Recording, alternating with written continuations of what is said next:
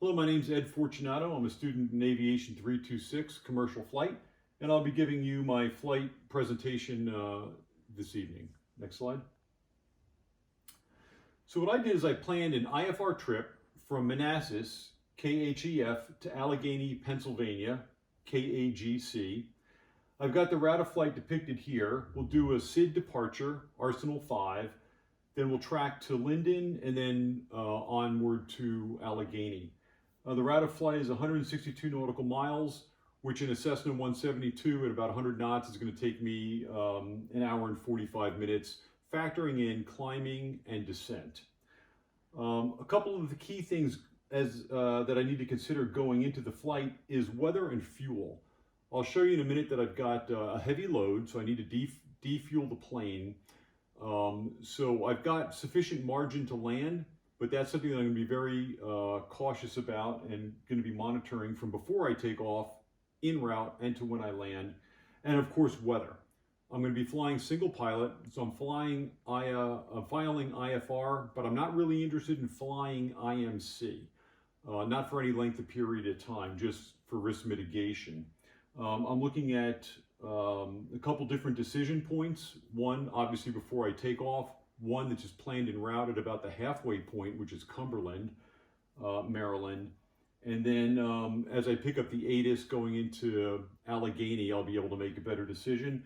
And I'm looking at flying using the Neo-Sweven rule of 8,000 feet en route. Next slide. So I kind of broke it down into the different components, major components of the flight. So departing, I'm looking at departing out of Manassas on runway 16. It's sufficiently long. My ground roll that I need at sea level at about 30 degrees C is a little over 1,000 feet, 1,070 feet. So I've got plenty of margin on the airplane, on the airfield. Even if I needed to climb up over a 50-foot obstacle, 1,810 feet, I've still got like 4,000 feet remaining. My fuel burn during the run-up, as I said earlier, I'm going to show you that I've got a heavy load. I'm factoring in about 1.4, 1.5 gallons.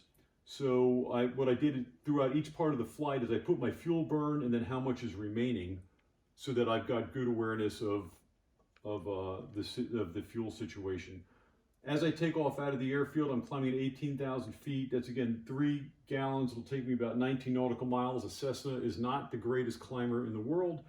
And then I also have the DC SFRA to contend with to leave this area, and I'll talk about that in a second. En route, I mentioned already, I'm flying at 8,000 MSL. When I'm using ForeFlight to do a lot of my planning, although I do a lot of the whiz wheel and paper backups, but it gives me sufficient clearance of about almost 3,500 feet en route. If I dropped it down to 6,000 feet, then I'd lose 2,000 off of that. So I'd rather have the airspace below me. And since I'll be flying IFR, that puts me into a good position for air traffic control. My highest point along the route is 3,200 feet. The minimum en route altitude is 5,500 feet. So 8,000 was a good planning feature. The highest Oroka obstacle is 4,700 feet. MSL, it's not in my exact line of flight, but it's something to consider. One of the things that I do when planning an IFR flight is I look at the VFR sectional, and I kind of get a good feel for how the terrain is between destinations and waypoints, and figure out where I'm going to have any sort of terrain consideration. Fuel burn, about 8 gallons per hour. I can probably lean it out a little bit better, probably about 7.5, but for planning purposes, I'm going very conservative. So en route, I'm looking at about 8 gallons per hour at about a 75% MCP. So for the 132 nautical miles en route, which is not including my takeoff or my landing phase, I'm looking at about 10 gallons, which gives me 20.6 remaining. Next slide. So for those of you who are not familiar with Washington, D.C., welcome to the CIFRA. And you have to be CIFRA qualified, so that's one of the things that every pilot flying in and out has to have qualified.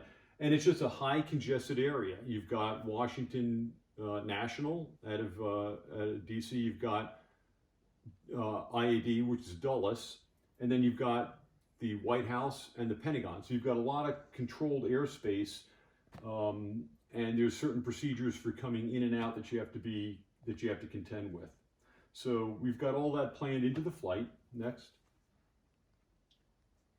And I'll position to the pilot. Oh, somehow I came out crooked, but I was straight before. So I'm Ed Fortuno again. I was a former Army aviator in a H-60 Black Hawk. So I've got about 1,100 hours, but it's been 20 years since I flew a Black Hawk, so I'm not current in it. But I do have a commercial and an instrument ticket. So I've got airplane single engine. I've got about 120 hours in fixed wing since I've been flying for private pilot, instruments, and now commercial flight. So I'm current in instruments, I'm current in day, and I'm current in night flight. I'm current with the DC CIFRA. One of the things that I learned in the Army was when you're an operational unit, you're thinking flying all the time and you're flying. Once you got into a staff position, flying became an extra duty, if you will. So that's something that I look at. I kind of know what right looks like, and I know that I'm not a pilot every day. I'm an aerospace executive. So when I fly, in my mind, the risk level goes up and you need to figure out ways to mitigate it, either by flying with another pilot or just making sure you're not putting yourself into a precarious situation. In good health, I've got a Class 2 medical on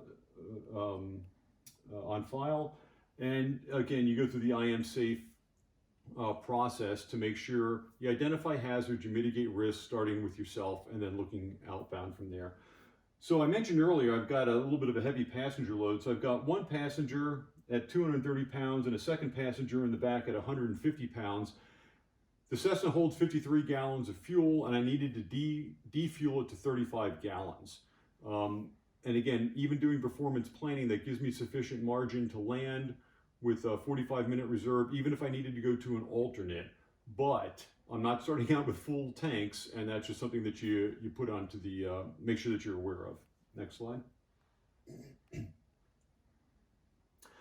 So the aircraft, I mentioned earlier, 172S Skyhawk, it's got a G1000 cockpit. I'm pretty comfortable with the G1000, but again, I look at that from a risk situation.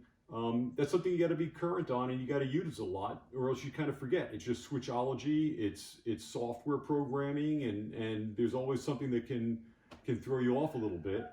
It gives you great situational awareness, but I find that flying partial panel using the old steam gauges is something that's much simpler to do. But again, you get the great situational awareness with the cockpit. I've got my tail number. One of the things you always do, you make sure that the aircraft is pre-flighted. You look at the logbook, you look at the engine logbook, the propeller, make sure everything's good. All the ADs are current, the inspections are good, and that the equipment list satisfies IFR flight and also night flight if you're going to find yourself potentially flying in the evening. So this aircraft's met all those requirements. When I did performance planning, the ramp weight max is 2550. I'm a little bit below 2541, so let's just say I'm maxed out. I'm taking off heavy, and if I needed to do an immediate landing because I lost an engine, I'm landing heavy. Can't kick a passenger out. Center of gravity is good. I've got a range between 41 to 47.3, and I'm at 43.6, so there's no issues there.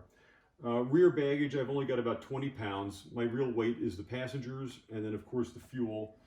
Max rate of climb, again, something that I looked at for a calculation. At sea level, I can do about 74 knots, 30 C, and hit about 670 feet per minute.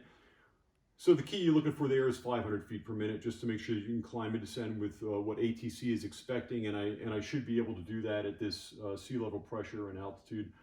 And again, I mentioned earlier, I needed to reduce about 108 pounds, so that me dropping from 53 gallons to 35. And that summarizes my aircraft. Next slide.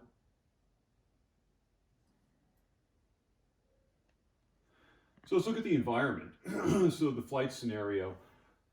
The runway is long. I'm taking off out of a Class D, I'm landing at Class D, and I've got sufficient runway on both sides to take off and land.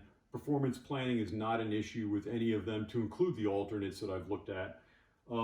So weather is a big issue with the environment. Single engine, used to flying dual engine with the Black Hawk, and if you lose an engine, the other one doubles the gain, so it's really not as significant as it is with just one. But you start looking at the weather a couple days out, and you start looking at the forecasts and the different types of analysis. And I'm looking at departure, en route, arrival, and then I'm looking at the alternates as well. So I want to make sure that, again, single pilot the airspace is well defined, well understood, and it's something that I find an acceptable risk taking off. What I did for planning for the alternates, little hiccup, excuse me.